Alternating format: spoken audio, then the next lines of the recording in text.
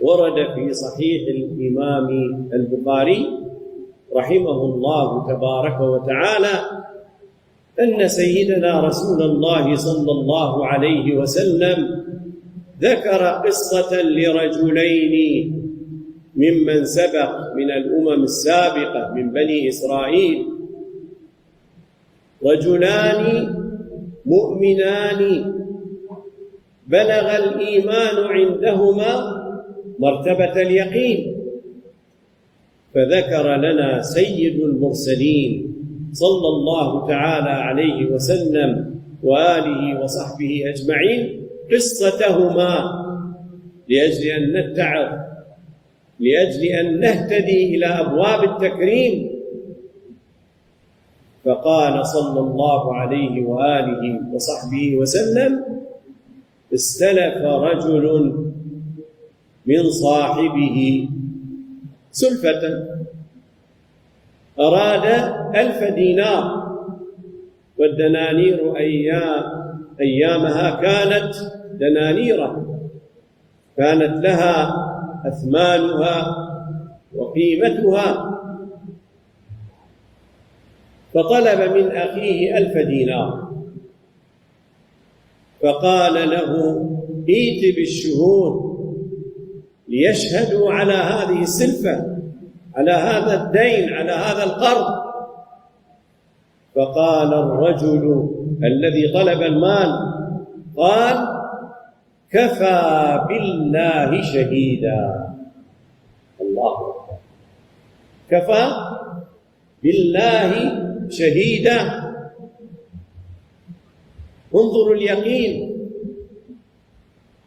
فقال هذا الرجل، وربما قوله لا يوثق به لا يصدق، ومع ذلك قال الدائن الذي يقرض، قال: نعم بالله وكفى بالله شهيدا. ثم قال له: ائتني بوكيل، بكفيل، فيما لو عجزت عن أداء هذا الدين الكفيل يتكفله. فقال: وكفى بالله وكيلا. انظروا أحبتي، أسس العقيدة لا تختلف من دين إلى دين، هذه من أسس العقيدة، أن الله عز وجل وكيل، وأن الله عز وجل شهيد، وأن الله عز وجل يعلم بما تعملون، وأن الله خبير بما نقول. هذه لا تختلف من دين إلى دين، هذه عقائد، هذه أصول. فقال: كفى بالله شهيدا وكفى بالله وكيلا. فأعطاه القرض 1000 دينار، فركب البحر ومعه 1000 دينار وذهب للتجارة. فلما قضى حاجته وجاء وعد السداد، موعد السداد، خرج إلى شاطئ البحر ينتظر سفينة لأجل أن يعود إلى صاحبه بما استقرضه منه، فلم يجد مركبا. انتظر لم يجد مركبا. فقال: يا ربي، إني استقرضت من أخي كما تعلم، فقال لي: ائتني بالشهود. قلت له: كفى بالله شهيدا. قال: ائتني بالكفيل. قلت له: كفى بالله كفيلا ووكيلا. وهذا هو حالي. ينظر الحرص من هذا الإنسان على أداء دينه والتزامه بوعده.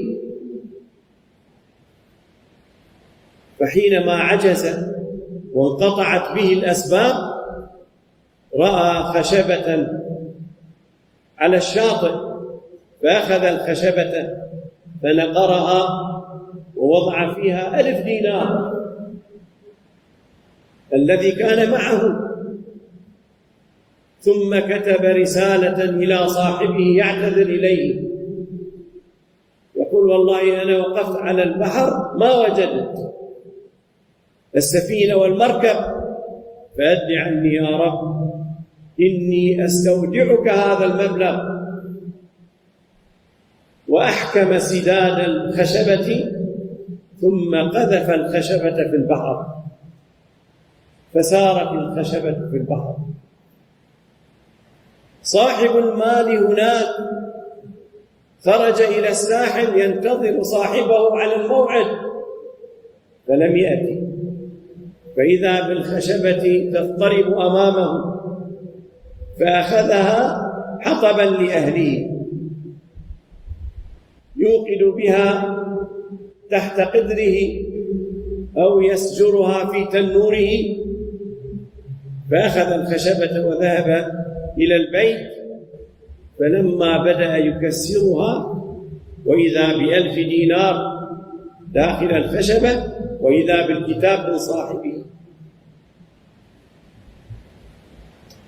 فأدى الله تبارك وتعالى عنه. خرج مرة ثانية من أخذ المال إلى الساحل وأتى ب1,000 دينار ثانية لأجل أن يذهب إلى صاحبه، وفعلا وصل حينما وجد المركب وذهب إلى صاحبه وقال له: جزاك الله تبارك وتعالى عني خيرا هذا المبلغ، وإني والله خرجت في يوم الموعد ولكني ما وجدت مركبا. فنظر إلى صاحبه وقال: هل بعثت إلي شيئا؟ قال: أنا ما وجدت مركب حتى آتيك. قال: خذ 1,000 فالله سبحانه وتعالى أدى عنك، لقد وصلني المبلغ. بما وصل أيها الأحبة؟ هذه كرامة للصالحين، هذه كرامة للموقنين. صاحب المال أيقن كفى بالله شهيدا، صاحب المال أيقن وكفى بالله وكيلا، وصاحب الدين وثق برحمة الله عز وجل، وأنه إذا استودع شيئا ربه الله عز وجل يؤدي عنه. نحتاج إلى هذا اليقين لأجل أن نغير صفة حياتنا، نحتاج إلى هذا اليقين لأجل أن نسير دعاة بين الخلق نعينهم على إخراج أنفسهم من الظلمات إلى النور.